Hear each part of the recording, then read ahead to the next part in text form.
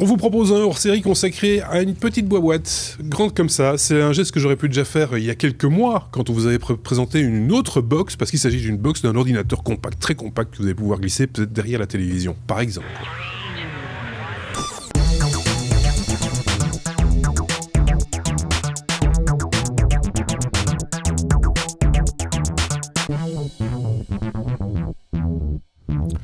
Pendant la petite musique, je me suis rappelé du nom, c'était le Voyo. Retrouver ça dans les hors-séries, mais il y a longtemps, hein, avec Sébastien en son temps, un ordinateur très petit, tout à fait pocket, on va dire, de la taille d'un CD, si certains se rappellent encore de la taille d'un CD. Avec nous, on a Bruno de ce côté-ci. Salut Bruno. Et puis c'est Marc qui nous apporte ce hors-série. On va parler d'une marque qu'on connaît déjà, hein, qu'on a déjà évoquée plusieurs reprises dans des épisodes hebdomadaires, parce qu'il y a une actualité, enfin en tout cas il y avait une actualité assez fréquente concernant cette marque pour des caméras, pour des ordinateurs, pour des smartphones. C'est Mi. Xiaomi pour être Xiaomi, mais Mi. Ouais, c'est parce que le logo c'est Mi. Oui, c'est Mi. Mi. C'est Mi. Nous sommes les chevaliers qui font Mi. Et c'est pas la moitié d'un produit, si je puis me permettre. Exactement. Alors, le bidule en question, effectivement, c'est tout petit. Voilà, c'est tout petit, quoi. Ça tient dans la main. J'ai la paluche assez grande pour la mettre dedans. Voilà. Ça s'appelle la Mi Box. Et grosso modo, c'est une box Android. Donc, on vous a déjà fait une longue présentation et un long hors-série sur la Nvidia Shield, qui est notre box de prédilection, mais on se devait quand même de mettre nos mimines sur ce petit truc qui commence à faire beaucoup parler de lui. Alors d'abord parce que ça, comparé à une Shield qui évolue quand même dans des sphères de prix où on est plus proche des 200-250 euros qu'autre chose, ça se trouve facilement sur des sites de vente chinois à 60-70 euros. D'accord. Donc c'est pas mal. Alors, qu'est-ce que ça embarque ? Mais c'est pas la même chose. C'est et c'est pas. D'accord. C'est et c'est pas. Ce que c'est une box Android. C'est-à-dire, c'est une petite box qui va se connecter à votre télévision via HDMI. Petit connecteur derrière, HDMI, USB, alimentation, encore une chance, et un port jack / sortie optique. D'accord. C'est tout. Pas d'Ethernet, rien du tout. Ça va se connecter à votre télévision et ça va vous apporter une interface Google TV, Android TV, c'est-à-dire une belle interface bien léchée à base de gros pavés qui représentent des différentes applications. Ça va vous apporter l'entièreté des applications Google, ça va vous apporter l'entièreté du store Google dédié à la partie Android TV. Ça va vous permettre de taper dans l'entièreté du store Google également au prix de quelques petites manipulations. D'accord. Ça, c'est la partie commune avec la Shield. Donc là-dessus, vous allez pouvoir faire tourner YouTube, vous allez pouvoir faire tourner Kodi, vous allez pouvoir tourner Plex, vous allez pouvoir faire tourner Netflix, d'ailleurs il est fourni d'office dessus, vous allez pouvoir tourner une foule d'applications qui vont apporter des services supplémentaires à votre télévision si celle-ci n'est pas une Smart TV. Là où les choses diffèrent par rapport à une Shield, outre le prix évidemment, c'est la capacité. La Shield est connue pour avoir un processeur qui met à genoux la PS4. C'est un truc monstrueux de puissance. Je ne pense pas que la puissance brute de la Shield ait été complètement exploitée, tellement ce truc a une réserve hallucinante. Ici, vous avez grosso modo un quad-core équivalent à ce qu'on va trouver dans un smartphone milieu de gamme. Avec un GPU qui n'est pas forcément un foudre de guerre non plus, donc ne vous attendez pas à pouvoir jouer au tout dernier jeu que le Play Store vous propose en Full HD, ça va pas le faire. Pour du Angry Bird, pour du solitaire, peut-être trucs comme ça va très bien le faire, mais pas plus. Par contre, c'est capable de décoder de la 4K jusqu'à 60 images secondes. Ah oui. Donc c'est pas mal du tout. Ça supporte différents standards en vidéo, le H264 en Full HD jusqu'à 4K, le H265 HEVC en 4K et en 2K, le tout jusqu'à 60 images secondes. Ça supporte les encodages HDR. Donc par exemple, tous les nouveaux formats récents qui font aujourd'hui pas l'essentiel, mais qui font la part belle au format que l'on trouve via Hulu, Netflix, Android TV, etc., se retrouvent et sont compatibles dessus. Il faut savoir que ça fait partie d'un ensemble de normes que Google avait édictées pour que les box qui embarquent ce genre de système puissent être certifiées par Google. D'accord. Tout comme, effectivement, il y a aujourd'hui des télévisions qui embarquent ce genre d'électronique directement dans la télévision. C'est le cas chez Sony, c'est le cas chez LG, je pense. Au niveau son, donc comme on vous l'a dit, le son sort en HDMI. Le son va également sortir via une prise jack ou sortie optique. Et là, vous avez du DTS, du Dolby Digital Plus, et ça supporte un décodage jusqu'en 7.1. Il n'y a pas grand-chose d'autre à en dire. C'est une petite box Android qui n'est pas chère du tout, qui fait très bien son boulot. Moi, je l'ai testé pendant quelques jours avec Kodi et avec Netflix, et ça a bouffé absolument tout ce que je lui ai donné. J'avais un peu peur, parce que, notamment sur les fichiers qui demandent des gros débits au niveau de la bande passante, que juste une connexion Wi-Fi soit un peu bridée, c'est pas le cas du tout, ça passe, il n'y a pas de problème. De temps en temps, il y a un peu d'artefacts quand la compression est trop costaud, ou quand on voit qu'elle doit ajuster au niveau du décodage, mais sinon, elle le fait très bien. Alors évidemment, comme ça, elle va pas servir à grand-chose, donc elle est livrée avec petite télécommande. Une petite télécommande classique. Télécommande à pile, voilà, Bluetooth, qui se perd toute seule. Il n'y a rien à faire. Quand vous allumez la box au début, au bout de 2-3 secondes, la télécommande va se pairer toute seule. Elle embarque 2 piles. Elle est livrée sans pile. C'est assez rare pour être mentionné. Et simplement, vous avez une roue directionnelle, qui n'est pas directionnelle, c'est juste les 4 directions. Ça ne tourne pas comme sur un iPod. Vous avez le bouton retour, le bouton menu et classique, quoi. Un bouton micro. Parce que vous pouvez lui parler. D'accord. Comme une Shield. Et vous avez également les boutons de plus et moins.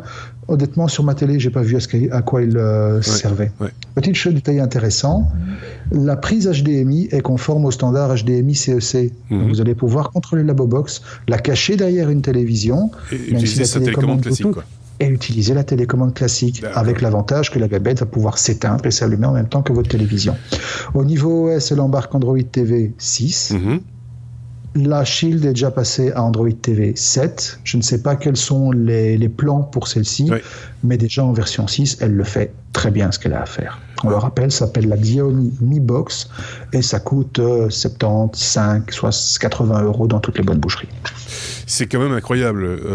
Je suis, moi, bluffé chaque fois par le prix de ces bidules, soyons clairs, et de ce que ça réalise également. Je vais passer la parole peut-être à Bruno, qui a peut-être des questions, des interrogations. Oui, moi je pense que je vais m'en acheter une, c'est clair, parce que ça m'a l'air intéressant.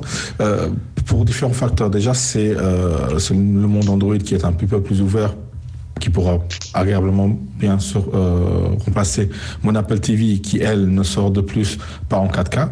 Donc ça, c'est la grande différence. Moi qui aime bien les contenus 4K de Netflix, juste petite précision, au niveau de la bande passante, la 4K de Netflix utilise à peu près 16 mégabits par seconde. J'avais testé ça, donc un Wi-Fi digne de ce nom pourra le supporter, et une connexion digne de ce nom aussi. Nous, au Luxembourg, on est habitués à avoir la fibre. Effectivement, ceux qui ont une connexion un peu moins importante auront plus de mal. Mais c'est ça qu'il faudra avoir comme information pour profiter de la 4K sur Netflix. Et ma question à Marc, et je l'avais préparé, j'avais préparé Marc à y répondre, c'est moi qui aime utiliser et voir des contenus qui ne sont pas disponibles en Europe, qui viennent des États-Unis. Est-ce qu'on peut configurer la Mi Box via des VPN ou des DNS alternatifs? Alors, il y a moyen de le faire, effectivement. Alors, je n'ai pas eu l'occasion de le tester moi-même, mais j'ai eu l'occasion de rentrer dans les détails. La Mi Box peut être configurée au niveau de la connexion réseau de 2 manières. Soit en DHCP, c'est-à-dire c'est le soft qui va prendre tout en compte, et vous avez juste à accepter les réglages. Soit en mode statique, et là, vous pouvez y aller. Vous pouvez spécifier l'adresse IP que vous donnez, une adresse IP fixe, les DNS, vous pouvez en rentrer jusque 3, mais ça va plus loin. Vous devez être prêt à rentrer la passerelle, la longueur des paquets, enfin, il y a toute une série de trucs qu'il faut rentrer. Et là, effectivement, ça fonctionne. Si vous utilisez un service de DNS alternatif comme Unblock US, qui est celui que moi j'utilise, qui vous permet de régler la région où vous vous trouvez de manière totalement transparente, et ce sont les DNS qui vont faire l'adaptation au niveau de la box, sur la Shield, ça marche très bien. Donc, il n'y a aucune raison que ça ne marche pas sur la Mi Box. Ok, je pense que c'est une bonne réponse pour Bruno. Tout à fait. Voilà. C'est vendu. On a dit ce que ça faisait, on n'a pas dit ce que ça ne faisait pas par rapport à la Shield, justement, parce que la Shield, c'est aussi, comme tu l'as dit, c'est un foudre de guerre en matière de processeurs, de GPU, etc. Donc ça permet le jeu. Ici, on n'est pas devant quelque chose qui va permettre de jouer jouer comme des gamers, Du casual, uniquement du casual. Je l'ai dit, Angry Bird, solitaire, ça va pas aller tellement plus loin. Si tu veux jouer au tout dernier jeu qui va mettre n'importe quel Xbox à genoux, oui, non, là tu ça oublies. Va pas le faire. Clairement, donc on est vraiment Elle sur. n'est pas taillée pour. On est vraiment sur un media center, hein, en gros. Oui, c'est ça. C'est un media center avec la possibilité d'avoir quelques petits jeux pour passer le temps. Ouais. Mais à vrai dire, je n'ai même pas pu essayer parce que cette bébête n'est pas livrée avec une manette de jeu. Oui, voilà, donc c'est déjà pas possible de point de vue. Il y a moyen certainement d'en payer une en Bluetooth, mais voilà, je n'ai pas. Comme j'ai dit, elle est dotée d'un port USB. Je suis même pas certain qu'on sache brancher une manette sur le port USB. Il faudra que j'essaye, à l'occasion. Disons surtout qu'ici, à mon avis, elle est utilisée pour pouvoir lui coller une clé USB derrière, étendre la capacité de la box qui vient avec une capacité de base de 16 Go, je pense, et pouvoir mettre une clé USB pour des contenus additionnels sur un Kodi, par exemple. Moi, je trouve ça pas mal pour, par exemple, ressusciter une télévision qui était vendue en tant que Smart TV il y a 3 ans et qui a perdu toutes ses fonctionnalités au fur et à mesure des mises à jour. Absolument. Comme c'est le cas, par exemple, pour ne pas les citer, chez Samsung. Hein, moi, j'ai une Smart TV qui n'est plus Smart du tout, qui est juste TV, mais qui fonctionne très très bien pourtant. Mais on m'a retiré au fur et à mesure toutes les applications possibles, imaginables. Ici, je les retrouve toutes. Netflix, YouTube, TuneIn, par exemple. Enfin, je les vois comme ça en passant rapidement. Les chaînes de la NBA, etc. Tout ça est de nouveau disponible facilement. Et j'imagine que ce ne sont pas les seules applications qu'on peut installer. Donc, le monde est à nous, comme on dit dans ce cas-là. Je ne sais pas si Bruno avait un truc à rajouter ou pas, une question, une interrogation, une affirmation. Non, pas vraiment. Pas vraiment, parce qu'on a bien fait l'application que moi j'utilise 2 applications pour regarder mes séries et mes films. Oui. C'est Netflix, d'une part, surtout avec les différentes régions où on peut aller dans le monde, et Hulu. Hulu est un peu méconnu, mais c'est en gros, ça vous donne toutes les séries qui sont diffusées aux États-Unis, ou une grande partie, le lendemain de la diffusion aux États-Unis. Donc, ceux qui veulent avoir la primeur des séries et en VO, regardez un petit peu ce que fait Hulu, c'est assez intéressant. Donc voilà, une chouette découverte, c'est la Mi Box, et c'est pas la moitié d'une box, c'est drôle. Merci beaucoup Marc pour cette petite trouvaille et ce test. Tu voudrais rajouter un truc peut-être? Juste un truc, comme tout appareil qui embarque la technologie Google, donc Android TV, elle est compatible Google Cast, évidemment. Ah bah oui, et ça c'est pas mal aussi, effectivement. Est-ce qu'on a juste une dernière question, je sais pas si tu as eu le temps d'aller chipoter dans les setups, est-ce qu'il y a moyen de modifier la qualité d'image en sortie? Par exemple, si on a une vieille télé qui ne supporte que du 720p, par exemple. Je ne suis pas allé jusque-là, je t'avoue. À l'occasion, tu pourras? Je pourrais. Ça m'intéresse. De toute façon, je vais probablement devoir, parce que celle-ci risque de terminer chez une personne de la famille qui a une télévision 720p. Ah ben voilà, donc, mais ce sera l'occasion. C'est des fois intéressant, j'y sais comme ça en passant, renseignez-vous des fois sur ce genre de petit, ce qui peut paraître un petit détail, mais qui est quand même fort important, surtout quand on veut l'utiliser pour recycler tantôt un vieux moniteur, une vieille télé, par exemple, c'est des choses qui comptent, quoi. C'est des informations qui comptent, même si les 4K, c'est pas nécessairement, on n'est pas obligé d'avoir une télévision 4K pour l'utiliser. Merci beaucoup à tous les deux, en tout cas, merci Marc, merci Bruno, et on se retrouve bien entendu très bientôt pour d'autres hors-série. Passez de très bons moments en nous écoutant ou en nous réécoutant, ou nous réécoutant. À très bientôt. Salut.